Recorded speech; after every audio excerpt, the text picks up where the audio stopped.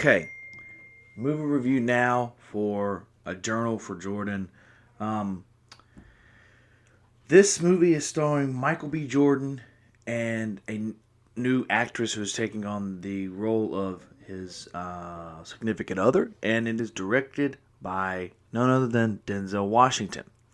Now, this preview for this movie played in the Spider-Man No Way Home. When I went and seen that, they played this trailer before the movie came on, and I was intrigued because A, I like Michael B. Jordan, and B, I like a good military story. If you tell it right, then I enjoy it.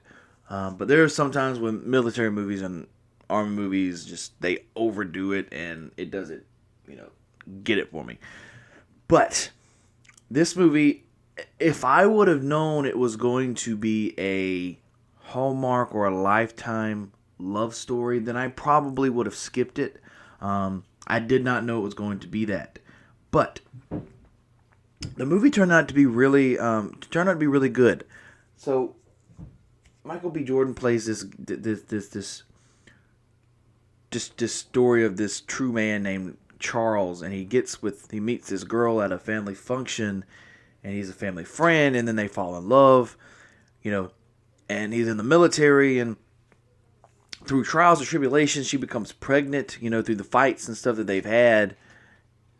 She becomes pregnant, and he already has a kid of his own, and he starts writing this journal for his son because he was gone in the Iraqi war.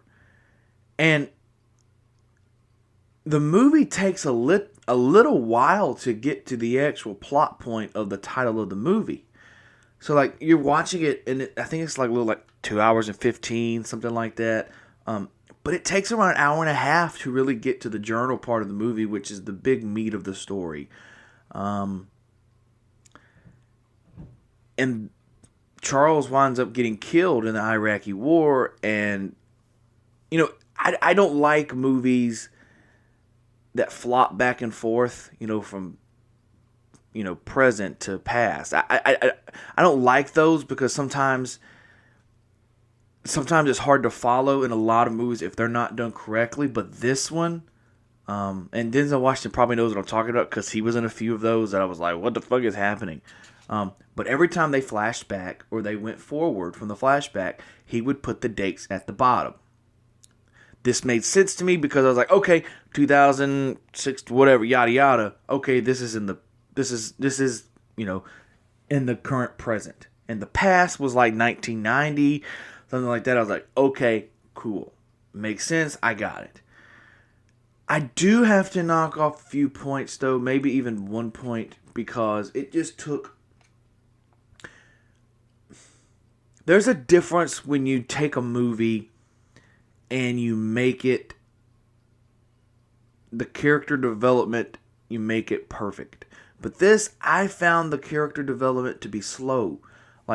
It took a while for you to really get to the meat of the matter when I think instead of getting into it 30 minutes before the end of the movie, you actually start the plot and the meat of the point towards maybe 30 minutes into the movie. Maybe even 45 into the movie and take an hour to actually really detail each one of these parts. And I think...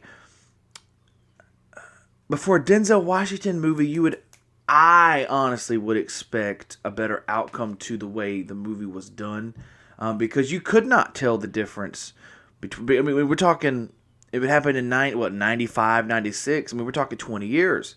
Fashion has changed 20 years ago, and you didn't really see that here. That's why. It'd be different if it happened in the 1960s versus, 2016, but it didn't. It happened a 20-year period in the mid-90s to 2015-16. So that's a big change in culture. And you didn't really see that here. So I have to take off a couple of points just for that. So with those points deducted, I will give this movie 3.5 out of 5 stars. I was going to give this 4.5 until I actually sat down and I said, you know what? You couldn't really detail. if he didn't put the numbers at the dates at the bottom of the screen, you wouldn't have realized, you would have been a little bit confused, I think, personally. But other than that, 3.5 out of 5, Michael B. Jordan does a heck of a job. He has turned into one of my favorites where I'm going to watch anything Michael B. Jordan is in. Of course, the Creed movies are fantastic. He's actually directing the third one, and I'm happy to see and really excited to see what he's going to do with the series because Sylvester Stallone's not in this anymore. I don't even think he's an executive producer or even a producer at this point. I think it's all Michael B. Jordan. He handed it down to him. So that just shows a lot of respect that we have for Michael B. Jordan. And the main girl that plays the girlfriend in the movie, being this her first movie, she